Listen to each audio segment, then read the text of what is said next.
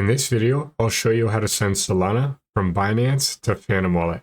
If you find this video helpful, please consider subscribing and liking the video. So first thing you need to do is open up and log into your Binance account. If you don't already have a Binance account, I'll leave you a link down below in the description that will get you $100 in trading fee rebates. After you've logged into your account, we're going to go right down here to the bottom right hand corner and tap on the assets icon or wallet icon. And from here on the overview page, we're going to go right over here and tap on send. We're going to select on-chain withdrawal. From here, we're going to look for Solana in the list. If you don't see it in the list, you can simply search for it in the search bar.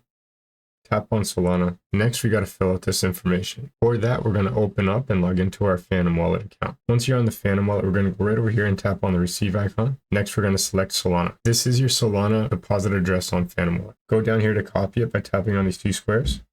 Go back to Binance, and right here where it says address, we're going to paste in the address we just copied from Phantom Wallet right there.